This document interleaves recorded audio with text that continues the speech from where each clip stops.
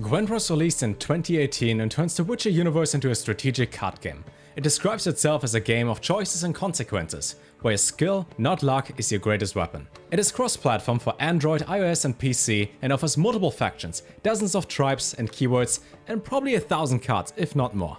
While the gameboard looks weird to begin with, once you get the hang of it, it's quite fun to play. So without wasting more time in the intro, let's take a look at Gwent in 2021 and see if it's a game worth playing. Now before we start going into my first impressions, I think I should explain how the game actually works. So in Gwent you always play a best of 3, whoever wins 2 rounds wins the game. And instead of attacking with your units like you're used to in other card games, you just play for the most points on the board. On the right side of the field you can see the total points that your board is worth. So instead of having like mana cost, the top left corner of each card represents the amount of points you get when you play that card. You win a round when either one player passes and lets the other player win, which then might result in them having more cards for the next round than they do, as they keep the same hand they currently play with and just add 2 more cards to it, or you play until you have no cards left in your hand and end the game by seeing who has more points on the board. What is also different to other card games, you don't draw cards every single turn. The cards you have in your hand are the ones that you are given for the game, and then you draw 2 after a round ends. It's an interesting mechanic that allows you to think differently about this card game than others. And now I would say, let's take a look at my first impressions. So I've not played this game, haven't played Gwent since November 2020. So I would say, with the tutorial being skipped, I kinda still know how to play the game, not too sure. And I would say we try to finish the quests, play a couple games, see which game modes we have. I honestly don't know, so I would just see what happens. We got play, we got draft, journey and deck builder. I think I know what the deck builder does. Journey is probably the ongoing event. Draft sounds like arena. And play just sounds like play mode. I think we should start by just training, because I kind of forgot how it works. So let's see. I don't recognize any of my cards. Literally none of them. Berserk. I have... I forgot absolutely everything. Yikes. Okay, I think I got it. We get rid of... I have no idea. We just keep it. We keep it. I have to say, the one thing that stood out from playing the game back in the day was the artwork on the card themselves. Like, even though I don't really have moving cards, as they're just, you know, basic, when they move, they look really pretty. So they played a pikeman. Damage a random enemy unit on the melee row by 1. So we have 2 rows. We have this row, the front row, and the ranged row. And some cards have certain abilities depending on where you play them. Boost stealth by 1 if there's a locked enemy. Oh, that's annoying. Yeah, I don't know. We play the biggest one. So I think I'm gonna lose against the NPC. Damage a unit by 4. This seems good. Gonna damage this one. See? Now it's dead. This seems so useless. I don't know. My deck is garbage. There's like no synergy. My units just get damaged. This is insane. I think if you pass your turn once, and the enemy also passes, the round is officially over. After a round is over, you draw, I think, 3 cards to the cards you already have in your hand, which now means, because the opponent played more things than we did, they only got 8 cards to work with, while we got 9. I think we should just hope that this somehow works, because I don't know. I would just play the big bear. You know, has the most stats. Seems good. Damage unit by 2. I think I just kill that. Seems good. Let me read the ship. Zeal.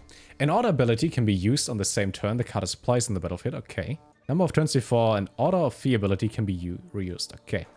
If I just play this ship here, is it random what it hits? Because I hope it hits that. Did I forget to activate that? Oh, I just gotta click it. Oh. Oh, it's that obvious. Yikes. I think I played that on that. Because now it bleeds. And just... Enemy bleeding. Okay. Now my ship is bleeding. This kid deals 3 damage now. Good. Happy with that. Gain 1 charge whenever you play a warrior. Oh. Maybe you should have played this guy earlier. This one dies anyways. I don't know. I would hit that. Because you set the power of... What? Of a unit. Oh. Seems alright. Seems good. Considering that we have 3 cards and they got 1. This seems pretty good. Oh. Oh, that's really good. And then we get the ability of that, and we can boost something. So we can even boost the ship. Oh, and then we can be like... Pew, and deal damage. Well, that's pretty good. The bleeding ship got fixed. I see the synergy. We both pass. Alright. Win the second round. I'm winning against the NPC, and I do enjoy it. Now for the third and final round, My question would be, how does my enemy win if they only have 4 cards and I got 5? Unless they have like a spell that wipes my entire board, which I think they don't. Damage enemy unit by 2. This seems good. I don't like this guy. But the amount of damaged units on their side, I like that. This guy has too many voids. Okay, cool. Adjacent unit takes damage, boosts self by 1. I think I would just go with this. Play guy and draw. Unit by 4. Damage unit by 6. I think we get rid of Fireball. Yeah, we don't need that. Considering that we still have our ability, you know, our hero power, we should be good. Okay. I think we could just do this, but no. The bleeding effect happens at the end of my turn, I would assume. Meaning this guy gets boosted by 1 right now, right? I understand the game. I'm proud of myself. Play tactic card from your deck.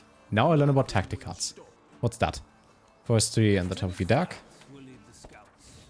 Alright.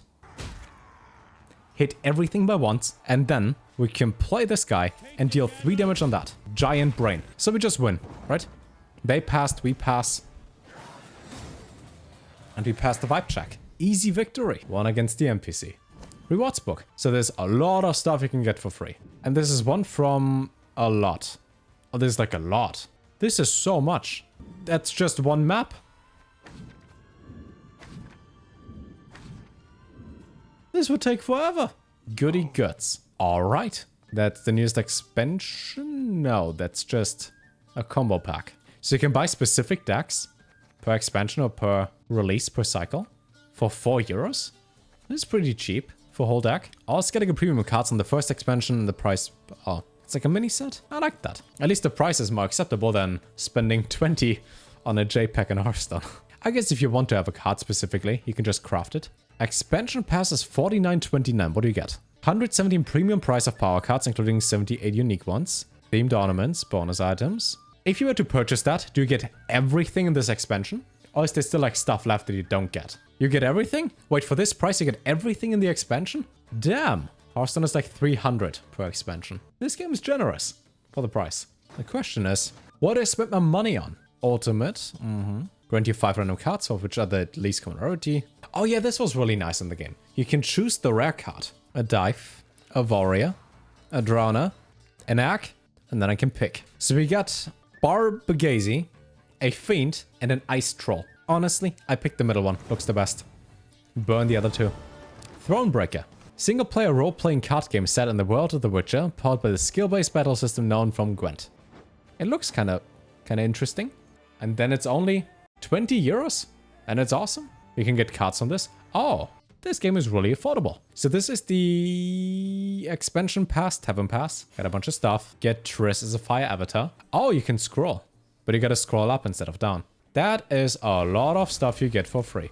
It goes up until 100. That's a lot of stuff. We're gonna make a deck. Oh yeah, when it came to this, I was so overwhelmed the first time I saw this, and now for the second time that I'm seeing this, I'm still really overwhelmed. Like, really overwhelmed. Let's go through it very slowly. Top left, numbers. Top right, resources. I think the kegs you have up there are like card packs. You can sort by faction, crafting cost, card type, by a bunch of things. Left side, bunch of starter decks. How can I see the difference between animated cards and not... Oh, they're called premium cards. I just want to see the animations cards have. Look at this. That's like an NFT. Before they had NFTs. That looks pretty. I gotta say, I prefer seeing more cards in the middle than in Hearthstone, where you only see 8. So we can now see up to 18. The only problem is for new players, like, that's just how I'm feeling right now. I don't recognize any of the cards. But I think it's made easier because you get used to the artwork, right? I know that the Elder Bear has no ability after playing it once. However, it would be kind of nice to have the option to activate like name tags, I guess, on the card themselves. Because if somebody would say play Gerald, you know, I would look at the pictures and be like, which one? This one? No. This one? No. This one? No. This one? Yes. When you have a card, you can craft it for those things up there. Or you can mill it to disenchant that if you have it. Oh, this looks so pretty. Look at this. Everything is moving. When it comes to like animated cards in games, this has to be the top of the top. Like from what I've seen so far in any other game, in Runeterra you have like premium cards that just, they shine a little. In Hearthstone you have golden cards that are slightly animated. But in Gwent, you have that? This looks so sick. I feel like I'm ready to play against the real opponent in Standard. They've played Anna. What's Anna doing? Every allied turn on turn end, boost the unit to the right by 1. Inspired boost chains units. Okay. Does the row matter a lot where I play it? I'm not sure. This seems good enough. Boost something by 4. I feel like they're doing something better.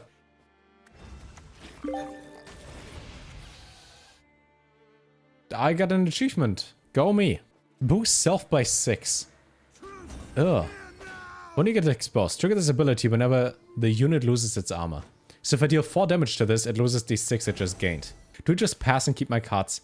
This seems so bad. I don't know. Thrive. Yeah, maybe we should have passed. I don't know. I think they should play one more card, hopefully. And then I pass. Maybe they waste something good. Maybe they waste another card. They didn't. They also know how the game works. Yikes. I think I dropped the big guy first and then that. That's my idea so far. I will not like this. Big man.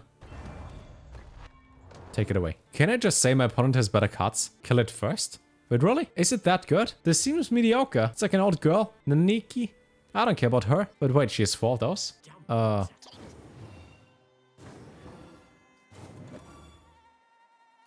Whoopsies, you guys are right. Maybe they boosted 1 more and then I can just, you know, play the big man. This is bad. Also, this one is going to get another buff. I'm pretty sure. And then I play Gerald. It's gonna slay this guy. Wait, what? This game is awesome and I love it. Haha. This sucks. Like, who's wrong with? Boost self by 5. Stop boosting stuff, mate. I can boost something by 3. Yeah, I think I will do this.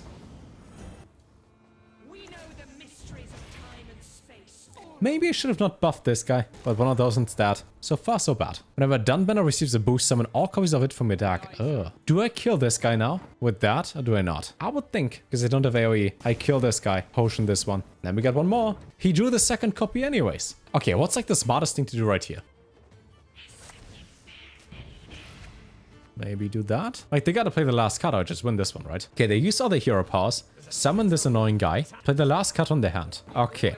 How do I get 9 or 10 points the best way? I mean, I guess I do this, right? And then I... Wait, do we win? Okay, good enough. I take that. Oh, good enough. Tripman infantry. I think I played the giant first. Because he's a giant. Yeah, maybe I should have killed one of those. Do I kill this guy now? Do I thunder the 4 guy? Or do I not? Consume a unit from your graveyard. I think then the only thing I can do is this, and... I don't think they have another Geralt, right? So I just play the giant one. Unless they have Geralt and then this one just dies and then I cry, but that wouldn't happen. Feel like this might be a win because I used my hero power to my advantage. Hey.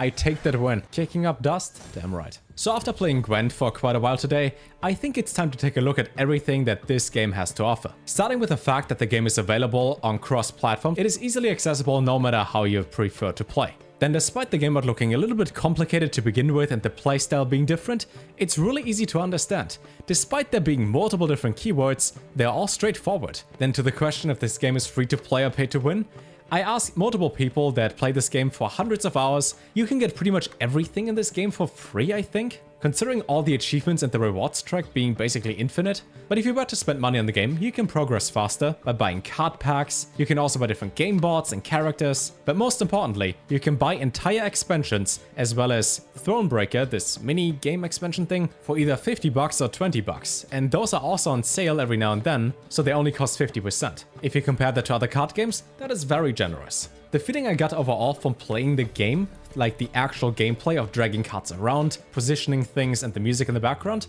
this game is fantastic. The music is great, the voice acting fits, and the animations on cards are just beautiful. Like from every card game I played, whether it's Hearthstone with golden cards or prismatic cards in Runeterra, the animated cards in Gwent are on another level. When it comes to game modes though, there are only 2, and one of them doesn't really work. So here's the thing, you can play the draft mode, which is basically a mix of dungeon run and arena if you played Hearthstone, but then you can really just re-roll your deck as often as you want to because there's like no penalty to do it and there's no entry price, so you can just get the best deck and then start playing that mode, or you just play the game. And because there's no standard or wild format, so like no limitations and there are also no bans to cards, only balance updates and changes, every single card is available in the mode at the moment. On top of that, there isn't really an aggressive playstyle. The average game length of a best of 3, so whether it's like you winning 2 games or losing 2, or it goes 2-1, is roughly 10 to 20 minutes, so like 15 minutes on average. The thing is, you can't really play hyper-aggressive because it's a turn-based game and you do some action, and you do an action, your opponent does an action. So if you like to think about your turns and want your decision to matter, this is the game for you. If you just want to jam a game or 2 within like a couple minutes, like in Hearthstone, where you play hyper-aggressive and win by turn 5 within like 3 minutes, this doesn't really work here. After asking a couple long-time players if they have anything to add that you guys should know as new players, they gave me a couple good tips. Those being that you're supposed to play with patience, read your cards, read the keywords, and think about the synergy they can have. Then because this game has 2 different rows, the melee row as well as the ranged row, think about where you position your cards. There might be an AoE effect incoming that wipes the entire row, and you might also get different effects on your cards depending on where you position them. Now when you just start out and you want to really make one faction or one class or character, so to say, good, stick with exactly one. You know it from other card games, if you have multiple classes available and you try to build a good deck for all classes, you get like a mediocre deck for all of them, but no one single good deck. So for that, play the starter decks, find a faction that works for you, and get cards for that class. Right now there are the World Championships, or at least the qualifiers, ongoing, and the top players in here have like a 70% win rate. That is because your decisions actually matter. If you play better than your opponent, your win rate increases a lot. Now all of those points were my first impressions I got from playing Gwent. In all honesty, I have to say, game looks beautiful, I like the playstyle, it's not hyper aggressive, and you get so much free stuff, it's insane. The only downside I can think of is that when you play like a legendary card or like a good card, there could be like a prettier animation on the game board, but the card themselves being animated looks good enough. Thanks a lot for watching. Last week we played Runeterra, and there should be a playlist with all the different card games that I'm checking out at the moment to give my first impressions. Thanks a lot for watching, and take care.